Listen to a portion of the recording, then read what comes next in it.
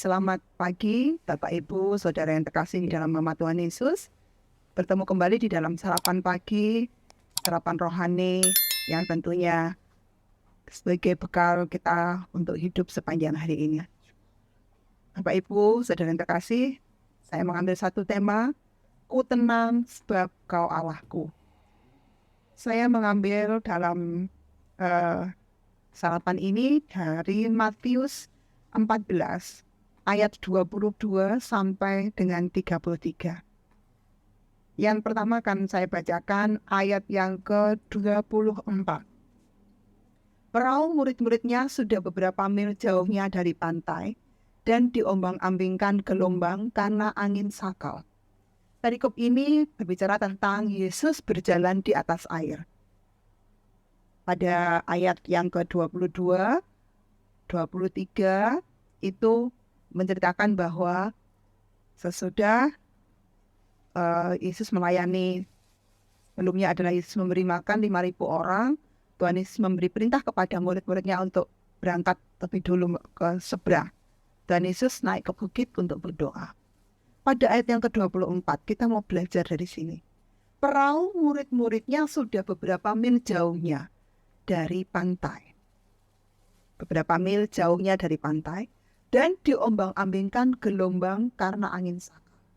Berkaitan dengan tema yang saya ambil, Ku tenang sebab Kau Allahku.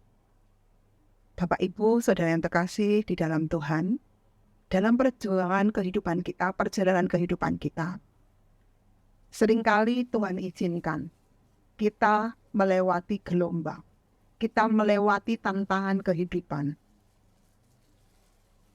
Kita mau ambil sikap hati, cara memandang gelombang itu. Sikap hati yang bagaimana yang harus kita ambil untuk kita berada di dalam hadirat Tuhan, di dalam berkat Tuhan. Pada saat ini kita belajar maju ke ayat yang ke-27. Murid-murid dalam ketakutan karena menghadapi gelombang. Ayat yang ke-27, tetapi segera Yesus berkata kepada mereka, tenanglah, aku ini, jangan takut.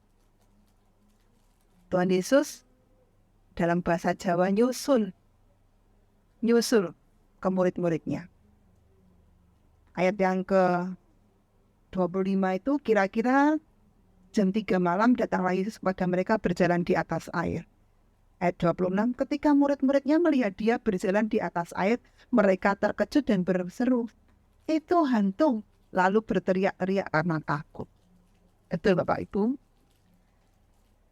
Murid-murid yang ada dalam perahu itu, yang pertama sudah berada dalam gelombang.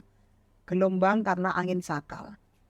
Yang kedua, mereka melihat Tuhan Yesus berjalan di atas air. Mereka takut dan mengira parahnya apa? Dikatakan, itu hantu dalam ayat yang ke-26. Ada rasa takut. Ayat yang ke-27 dengan tegas Tuhan Yesus katakan, tenanglah, aku ini, jangan takut. Hidup adalah pilihan. Kita mau dengar-dengaran dengan Tuhan. Pada saat kita menghadapi tantangan kehidupan, Tuhan Yesus katakan, tenanglah aku ini. Kita belajar untuk mempercayakan.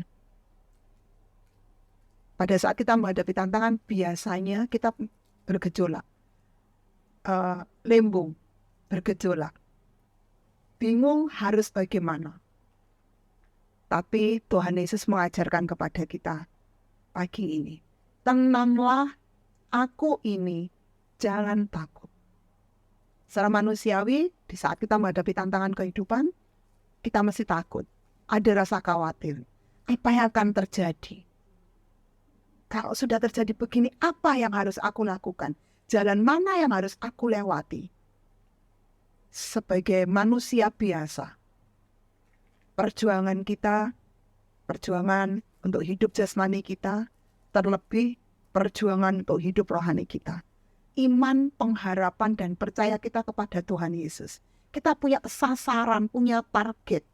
Hidup bersama dengan Tuhan Yesus. warga kerajaan surga. Itu target utama kita. Masuk dalam kerajaan surga. Disitulah kita belajar untuk tenang.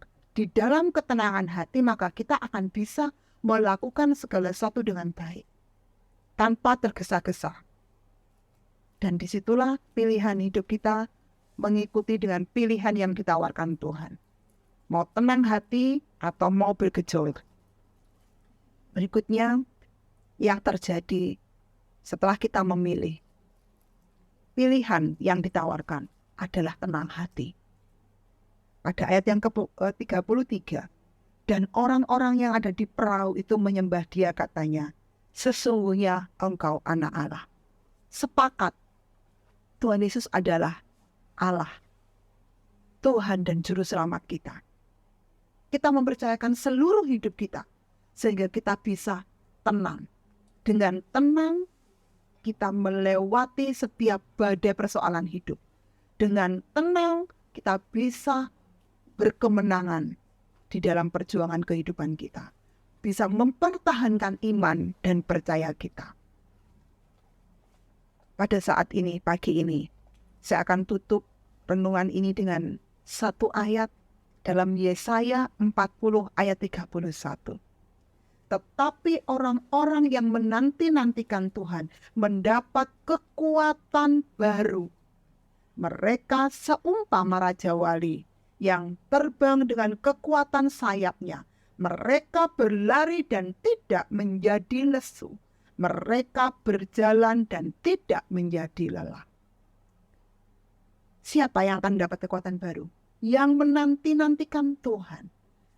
Menanti, kalau tidak tenang, tidak bisa. Menanti dengan tenang hati. Menanti dengan mempercayakan kepada Tuhan.